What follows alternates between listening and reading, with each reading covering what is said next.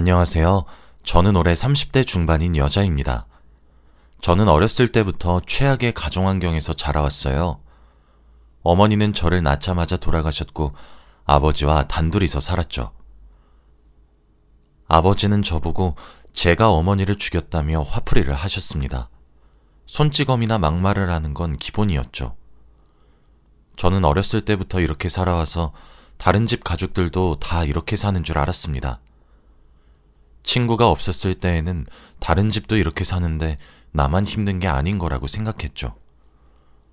저는 소심한 성격 탓에 중학생 때까지 친구가 없었어요. 저희 동네는 크기가 작았고 이웃끼리도 서로 친했음에도 불구하고 사람들은 아버지의 실체를 몰랐어요. 왜냐하면 밖에서는 태도가 180도 변화하셨거든요. 딸한테 친절하고 다정한 아버지의 이미지였습니다. 아버지가 밖에서 웃으면서 사람들한테 친절하게 행동하는 모습을 보면 온몸에 소름이 끼쳤고 역겨웠습니다. 저는 당연히 사람들한테 도움을 청할 수도 없었죠.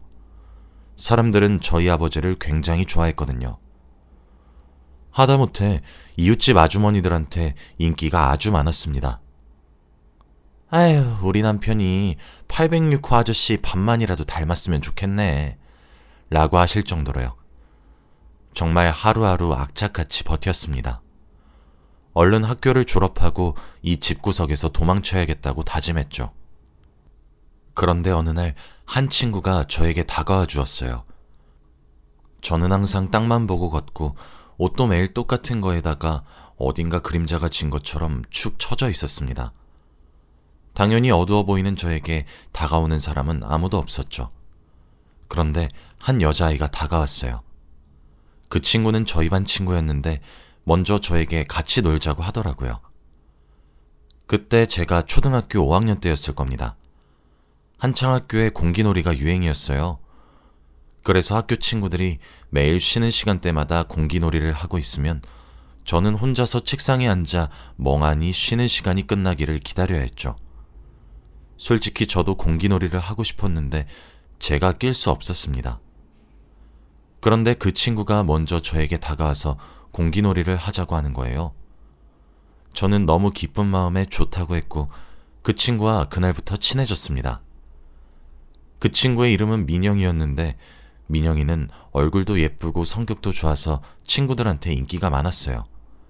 이렇게 인기 많은 친구가 저보고 놀자고 하니까 그때 당시는 너무 기분이 좋았죠.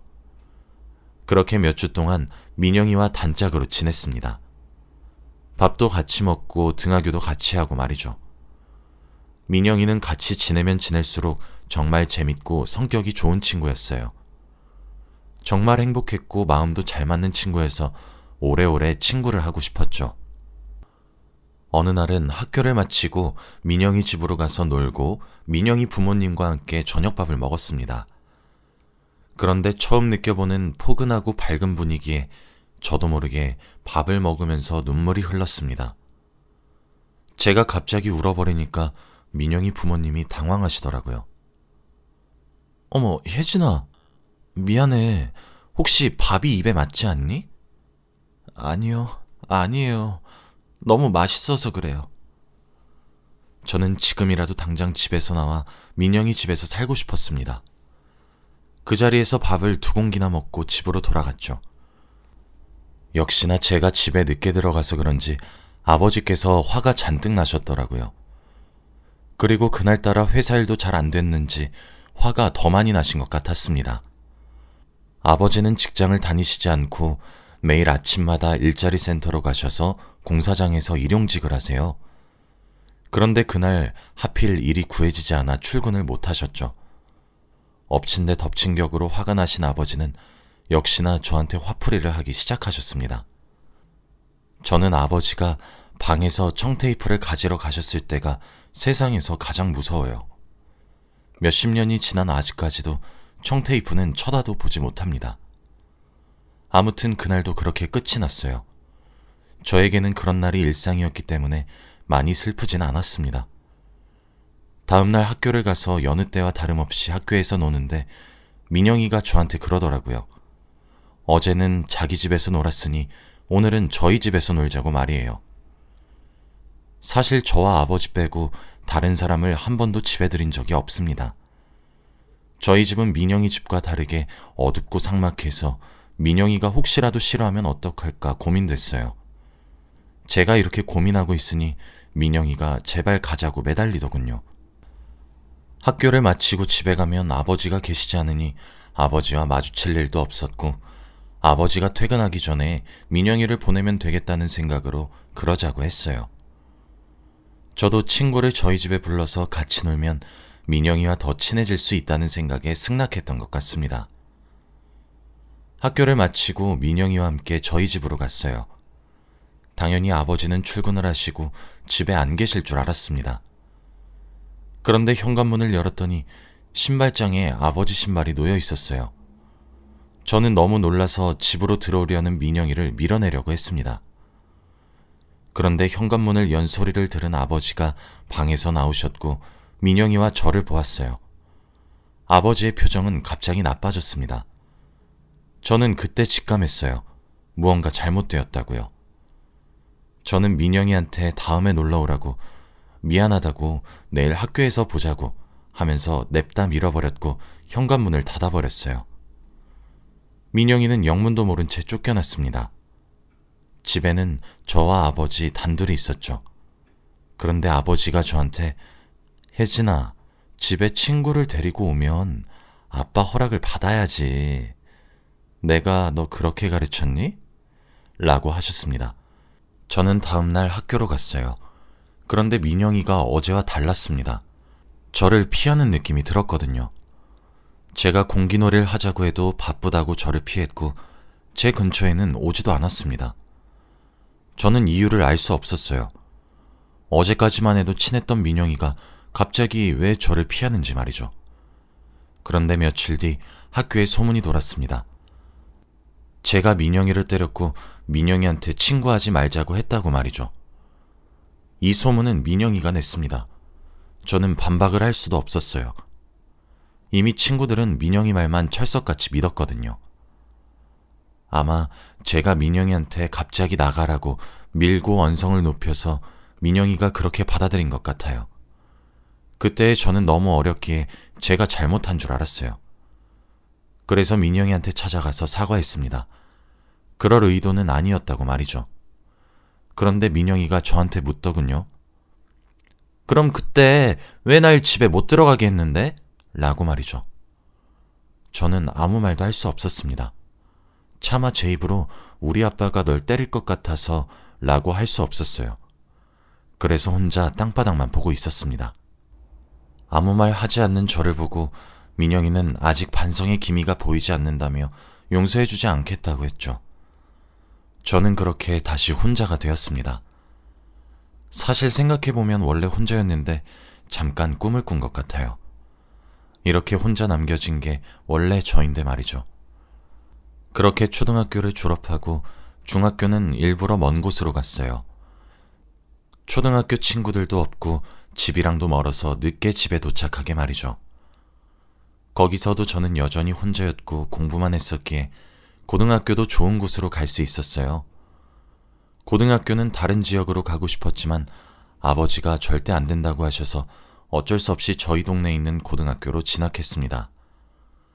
제가 고등학생이 되니까 돈을 벌 수 있게 되었어요. 언젠간 이곳에서 벗어날 것을 대비해서 악착같이 아르바이트를 했습니다. 주말에도 하고 평일에도 하고 말이죠. 그렇게 아버지 몰래 통장에 점점 돈이 쌓이고 있었습니다. 아버지도 밖에서 친구들과 놀러 다니신다고 정신이 없었거든요. 제가 평일에 학교를 마치고 아르바이트를 갔다가 그날 가게에 손님이 많아서 늦게 마친 날이 있었습니다. 그래서 집에도 늦게 들어왔죠. 혹시나 혼날까봐 조심스럽게 들어갔는데 아버지 방에서 전화 소리가 들리더라고요. 저는 얼른 방으로 들어가려고 했는데 아버지 입에서 제 이름이 흘러나왔습니다.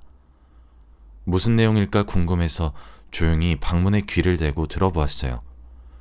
그런데 저는 아버지의 대화 내용을 듣고 충격받았습니다.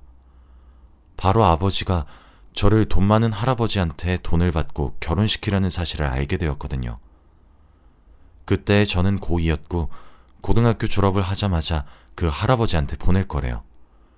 그리고 그 큰 돈은 자기가 가지고요.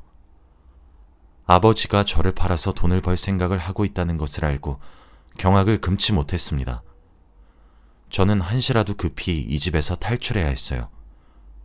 그리고 그날 새벽, 아버지가 잠든 사이에 저는 제가 지금까지 악착같이 돈을 모아두었던 통장과 최소한의 집만 챙기고 야반 도주를 했습니다. 새벽 첫 차를 타고 최대한 집에서 먼 지역으로 혼자 갔어요. 혹시라도 뒤에서 아버지가 따라올까봐 심장이 미친 듯이 뛰었죠. 그리고 버스가 출발했을 때 저는 눈물을 펑펑 흘렸습니다. 도대체 제가 왜 이런 인생을 살아야 하는지 한탄하면서 말이죠. 그렇게 저는 고2 때 집을 떠나 혼자서 살게 되었습니다. 저는 휴대폰도 없었고 아무것도 없었어요. 혹시라도 아버지가 찾을까봐 사람이 최대한 없는 깊숙한 곳으로 들어가서 살았습니다. 버스도 하루에 5대밖에 다니지 않는 시골이요. 저는 거기서 정말 악착같이 살았습니다. 돈이 되는 일이라면 다 했어요. 그리고 거기는 시골이라서 할아버지 할머니들 밖에 안 계셨는데 가끔씩 농사일을 도와드리면 용돈도 주시고 하셨습니다. 그렇게 저는 성인이 되었어요. 이제 정말로 아버지와의 인연은 끝이라고 생각했죠. 혼자 사는 게 너무 행복하고 즐거웠습니다. 비록 고등학교 졸업장은 얻지 못했지만 너무 행복했습니다. 그리고 저는 거기서 일자리를 구했어요. 버스를 타고 시내로 나가서 직장을 구했죠. 유명하고 좋은 회사는 아니었지만 중졸이었던 저를 받아준 것만으로 너무 감사했어요. 그리고 거기서 열심히 일을 하고 돈도 벌고 그랬습니다. 동네 어르신들이 다들 저한테 기특하다고 말해주셨어요. 그리고 저를 정말 손녀처럼 대해주셔서 저도 너무 행복했고요. 솔직히 그 동네가 정이 너무 많아서 반찬거리들을 다 저한테 주세요. 자기 자식들은 부모 보러 오지도 않는다며 자기 자식들보다 제가 더 낫다고 하면서요. 그래서 밥 걱정도 없었죠. 제가 거기서 막내였고 어른들의 사랑을 많이 받았습니다. 그리고 그곳에서 생애 첫 남자를 만나게 되었죠. 다들 저보고 자식이 조금만 어렸으면 저를 며느리 삼았을 거라고 입이 닳도록 말씀하셨어요. 그런데 그 동네는 워낙 어르신들이 많아서 제 또래 사람들을 볼 수가 없었죠. 근데 어느 날 이장님의 아들분을 보는데 저와 나이 또래가 비슷해 보이더라고요. 무엇보다 너무 잘생겼습니다. 솔직히 저는 회사 사람들이랑 마을 어르신들밖에 볼 사람이 없으니까 그런 미남을 보고 얼굴이 새빨개졌어요. 그리고 마을 사람들도 저의 모습을 보고 눈치를 챘죠. 이장님과 저도 친한 사이였기 때문에 저한테 둘이 친해져 보라고 하시더라고요. 그분은 원래 이 동네에 살지 않고 시내에서 사는데 휴가철이라서 잠시 본가에 놀러 왔다고 했습니다. 제가 여기서 혼자 산다고 하니까 많이 놀라긴 하더라고요. 그리고 어디서 일을 하냐고 물어보니 신기하게도 제가 다니는 회사 바로 앞 건물인 겁니다. 그렇게 저와 그 사람은 급속도로 친해졌고 그분의 휴가철 기간 동안 저희는 매일 만나서 놀았죠. 같이 동네 슈퍼에 가서 아이스크림도 먹고 동네에 하나밖에 없는 맥주집에 가서 맥주도 먹으면서 말이죠. 처음 본 사이임에도 불구하고 대화도 잘 통했습니다. 그렇게 일주일간 놀았죠. 이제 그분의 휴가가 끝나서 집으로 돌아가야 하는 날이 왔습니다. 저는 배웅을 해주기 위해서 이장님 집 앞으로 아침 일찍 갔어요. 그런데 그분이 저한테 종이 한 장을 주시더라고요. 바로 자신의 전화번호였습니다. 그러면서 꼭 연락하라고 또 보고 싶다고 했죠. 이장님도 자신의 아들이 이렇게 행동하는 건 처음 본다며 저와 그분의 사이를 축하해 주었습니다. 저는 집으로 재빠르게 돌아가 연락을 해서 약속을 잡았어요. 그리고 제 회사 앞에서 일을 하고 계시니 점심시간 때마다 점심밥도 같이 먹었죠. 저희의 사이는 점점 발전했습니다. 그렇게 연인 사이가 되었죠. 처음 연애를 해봐서 되게 행복했어요. 남자친구도 여자를 만나본 게 처음이라고 했죠. 저희는 안정적인 직장도 있었고 그때는 만난 지 좀 되었을 때라 결혼을 해야 할 나이가 되었습니다. 저희 둘 다 20대 후반이었거든요. 이장님께서 계속 언제 결혼할 거냐고 독촉하셨고 저보고 며느리라고 부른 지 꽤 오래됐습니다. 저도 당연히 남자친구와 결혼하고 싶었지만 딱 하나 걸리는 게 있었어요. 바로 아버지입니다. 몇십 년 동안 연락이 없다가 결혼을 하게 되면 당연히 만나야 하는데 저는 아버지를 소개시켜드리고 싶지 않았거든요. 그리고 무엇보다 아무도 제 과거에 대해서 모릅니다. 제 과거 이야기를 듣고 남자친구가 떠날 것 같아서 무서웠죠. 그래서 혼자 고민을 하고 있었어요. 어떻게 해야 할지 말이죠. 그런데 그때 저희 집으로 우편물이 날아왔습니다. 원래 우편물이 잘 안 오는데 무슨 일인가 싶어서 열어봤어요.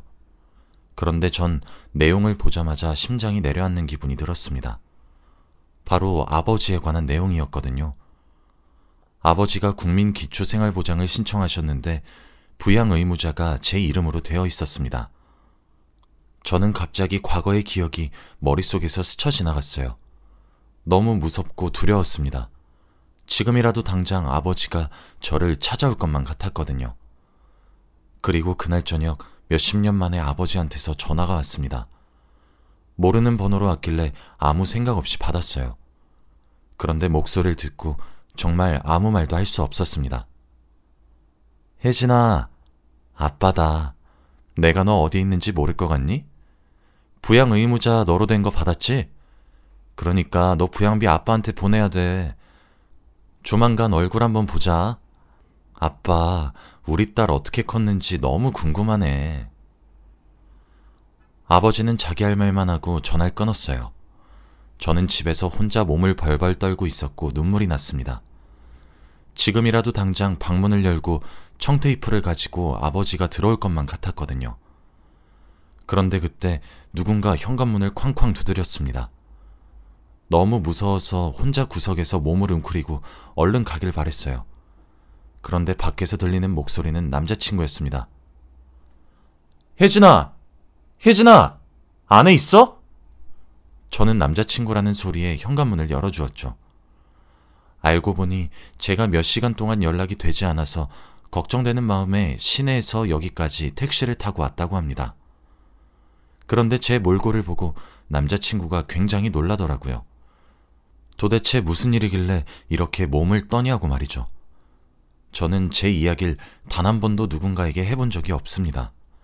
제가 말을 하면 그 사람이 떠나갈 게 너무 겁났죠. 그런데 남자친구라면 저의 이야기를 다 해도 괜찮을 것 같다는 생각이 그때 들었습니다.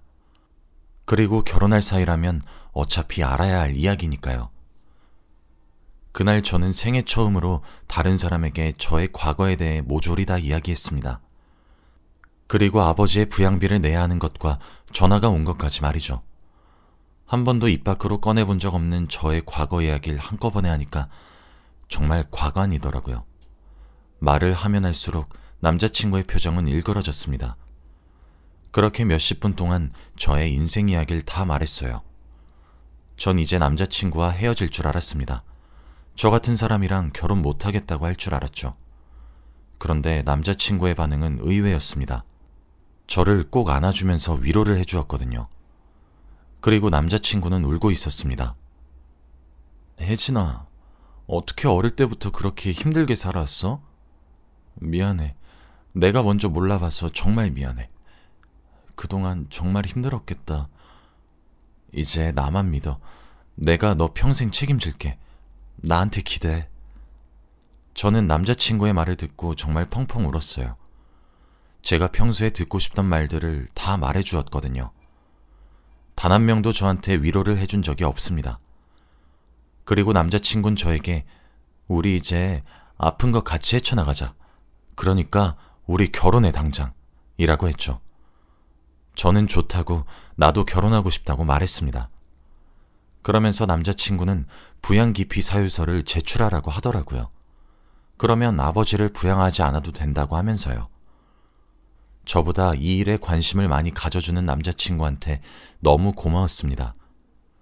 그리고 며칠 뒤에 이장님 댁으로 갔어요.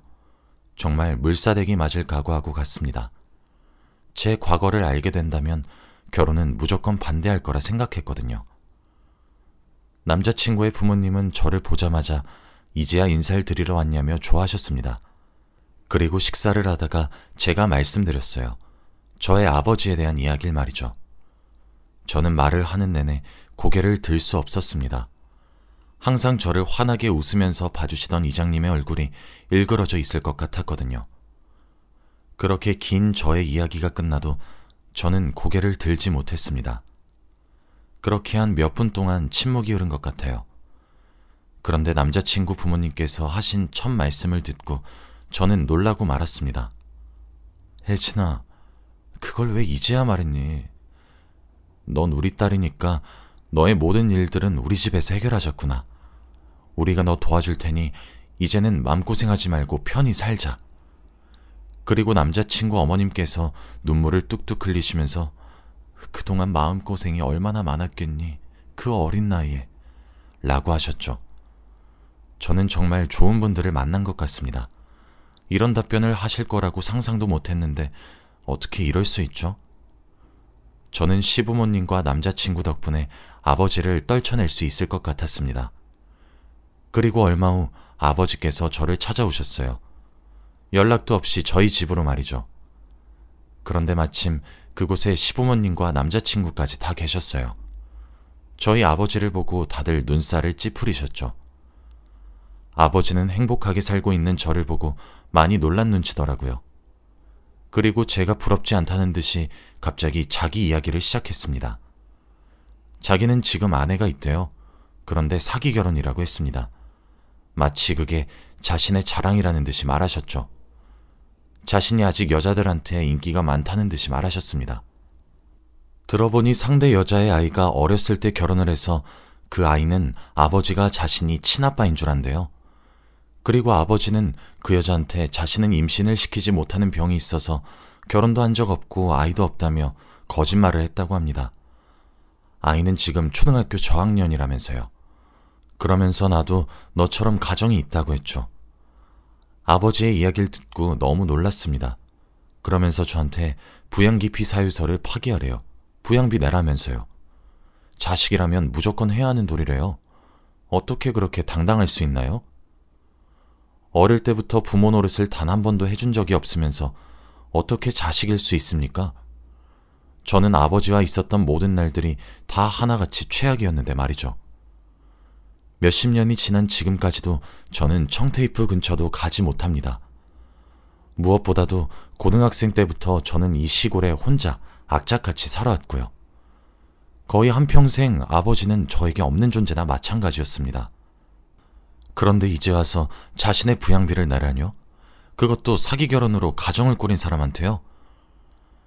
자신과 결혼한 여자와 자신을 친아빠로 아는 아들한테는 저의 존재를 설명하지도 않았으면서 말이죠. 딱 봐도 아버지가 저를 다시 찾아온 이유가 바로 돈 때문인 것을 알았습니다. 하지만 저는 그 순간에도 아버지가 여전히 무서웠고 잊은 줄만 알았던 과거의 기억이 스멀스멀 떠올라서 아버지의 눈도 쳐다볼 수 없었어요. 그런데 제가 이렇게 겁을 먹고 있을 때 남자친구와 남자친구 부모님이 아버지를 내쫓았습니다. 어디 감히 부모도리도 못한 것이 자식도리를 받길 바래? 그리고 지금 사기 결혼을 하면서 딸 정체도 안 밝힌 양반이 여기가 어디라고 찾아? 당장 썩 나가! 그러면서 셋이서 아버지를 문 밖으로 미셨지만 아버지는 욕설을 내뱉으면서 자신의 몸에 손 하나 대지 말라고 바락바락 우겼고 결국 저희 집에 대자로 뻗었죠. 딸, 너 나한테 부양비 안 주면 내가 너 고소할 거야 라고 하면서 말이죠. 계속 내쫓으려고 하자 결국 마지막 방법으로 남자친구는 경찰을 불렀고 다 같이 파출소로 가게 되었죠. 아버지는 경찰한테 끌려가는 내내 소리를 지르셨습니다. 내가 저 계집애 아버지 되는 사람이야. 내가 누군지 알고 내 몸에 손을 대는 거야. 그리고 파출소에 저희 넷이서 조사를 받게 되었죠. 조사를 받던 도중 갑자기 한 여인과 남자아이가 파출소로 들어왔습니다. 거의 울먹거리는 표정을 하고 말이죠. 파출소 문을 열고 두리번거리더니 아버지한테로 달려가더군요. 그러면서 어디 다친 데는 없냐고 누가 그랬냐고 아버지한테 쩔쩔 매달렸습니다. 딱 봐도 알 수 있었죠. 바로 사기 결혼을 한 여자와 그 여자의 아들이었습니다. 아버지는 그 여자를 보고 빨리 안 오고 뭐 했어? 내가 여기서 얼마나 고생했는지 알아? 라고 하며 손이 올라갔고 그 여자는 아버지 보고 죄송해요. 너무 시골이라 라고 했죠. 남자친구와 저 그리고 남자친구 부모님은 딱 보고 어떤 가정 환경인지 눈치챌 수 있었습니다. 저는 그 여자가 너무 불쌍했고 아버지에 대해 아무것도 모르는 게 안타까워서 솔직하게 모든 것을 다 말하기로 결심했습니다. 무엇보다 어린 아들이 너무 가여웠거든요. 그 여자에게 무슨 일이 있었고 왜 경찰서로 왔는지 다 말했고 그리고 마지막으로 아버지의 사기 결혼에 대해서도 다 말했습니다. 그 여자는 다리에 힘이 풀린 채로 쓰러지고 말았죠. 아버지는 저보고 미쳤냐고 달려드셨지만 경찰이 막았습니다. 저는 그리고 그 자리에서 바로 아버지를 고소했어요. 어릴 때의 가정폭력과 이런저런 다양한 죄목들을 다 합해서 말이죠. 결국 아버지의 손에는 수갑이 채워졌고 더 큰 경찰서로 이동하셨습니다. 끝까지 저에게 너희 계집애 내가 지옥 끝까지 찾아갈 거니까 각오해 라고 하셨어요. 모든 상황이 종료되고 해가 다 진 밤에 저와 남자친구 그리고 남자친구 부모님은 집으로 돌아갔습니다. 그러면서 당분간은 아버지 고소건으로 자주 경찰서에 들락날락거려야 하니 같이 지내주신다고 했죠. 저는 그분들에게 너무 감사했습니다. 저의 친아버지조차도 저를 버렸는데 생판 남이신 분들이 자신의 일처럼 도와주신다는 게 감동이었어요. 그리고 무엇보다 아마 이 세 분이 없었다면 저는 아직도 아버지한테 붙잡혔을 겁니다. 고소는 꿈도 못 꿀 일이었죠. 그렇게 저는 세 분의 보살핌을 받으며 점점 더 굳세져 갔습니다. 이제는 아버지의 눈도 잘 마주칠 수 있고 따박따박 말대꾸도 다 할 수 있죠. 몇 주가 지나고 아버지의 재판이 다 끝난 뒤 아버지는 구치소로 들어갔습니다. 저에게 끝까지 화를 내시더라고요. 그때마다 남자친구가 제 손을 잡아주는데 그게 얼마나 의지가 되는지 몰라요. 제가 힘들 때마다 옆에 있어주고 기댈 수 있는 사람이 있다는 게 행복인 것 같습니다. 아마 이 행복을 누리기 위해 평생을 불행했던 게 아닌가 싶어요. 가끔씩 이 행복이 끝날까봐 두렵긴 하지만 지금을 즐기려고 하고 있습니다. 아무튼 저는 좋은 사람들 덕분에 평생의 고역이었던 아버지를 끊어낼 수 있었습니다. 다시는 마주치고 싶지 않아요. 지금은 남자친구와 결혼을 했고 시댁살이를 하고 있습니다. 그런데 다들 저의 친부모처럼 너무 잘해주세요. 이런 게 바로 행복이라는 것을 요즘 느끼고 있습니다. 여러분들도 혹시 저처럼 힘든 일을 겪고 계신다면 한번 부딪혀보는 것도 좋은 것 같아요. 저는 아직까지도 고등학생 때 야반 도주를 했던 게 천만다행이라고 생각합니다. 제 이야기는 여기까지예요. 들어주셔서 감사합니다.